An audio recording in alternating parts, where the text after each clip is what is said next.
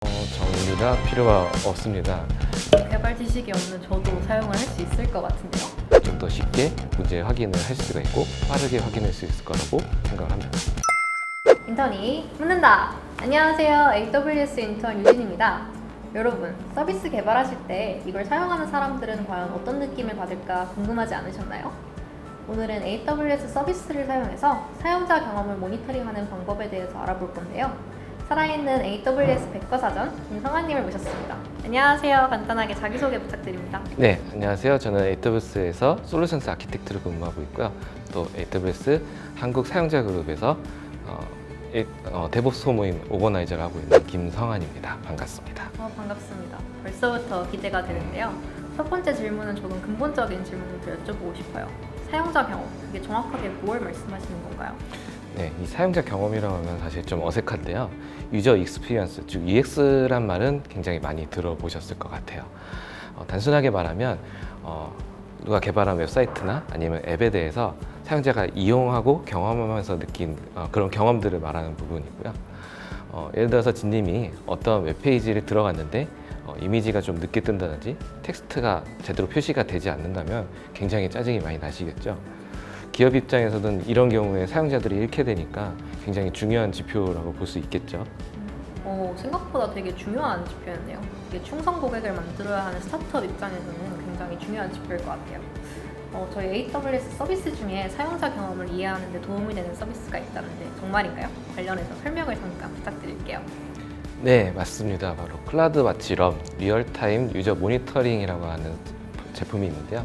바로 작년 11월에 발표가 된 아주 따끈따끈한 서비스라서 모르시는 분들이 많으실 것 같아요. 이 제품은 사용자 경험 측정이 되는 많은 데이터들을 자동으로 수집해주는 아주 고마운 제품이고요. 예를 들면 웹페이지에서 발생하는 어떤 성능 문제를 브라우저의 구성, 유형, 사용자의 수치와 같은 정보들을 수집해서 결합한 정보로 보여줄 수도 있기도 하고요. 또는 사용자가 어떤 페이지들을 다녔는지 지나간 루트를 확인할 수 있는데도 사용할 수가 있습니다. 와, 정말 다양한 정보가 수집되는데요. 근데 데이터 종류만 들어보면은 어떤 데이터를 볼 수 있을지 잘 감이 안 오는데 이런 데이터들을 결합하면 어떤 인사이트를 얻을 수 있나요? 데이터 종류가 정말 많아서 여러 가지 인사이트를 얻을 수가 있는데요. 예를 들어 쇼핑몰을 좀 예를 들어보면은 쇼핑몰에 어떤 사용자가 와서 어떤 루트를 통해서 특정 제품을 구매하게 될 텐데 어떤 사용자들이 어떤 카테고리의 제품들을 많이 사용했는지 이런 타겟팅한 정보들도 확인할 수가 있을 것 같고요. 또는 페이지에 어떤 이슈가 발생했다, 문제가 생긴 부분들도 바로바로 확인해서 해결하는데 불편함을 겪고 있는 것을 바로바로 해결할 수 있도록 도움을 줄 수도 있습니다. 사실 이 외에도 많은 데이터들이 있기 때문에 그 외에도 이제 결합하는 거에 따라서 다양한 인사이트를 얻을 수 있게 되겠죠. 와, 서비스 홍보 전략을 세우는데도 이런 데이터를 사용할 수가 있네요. 근데 데이터가 이렇게 많이 수집되면 나중에 정리하는데 조금 불편하지 않을까요? 정리가 필요가 없습니다. 저희 이제 클라우드와치럼의 대시보드에 보면은 이 여러 가지 모인 지표들을 이제 그래프 형식으로 다 정리돼서 나오게 되고요.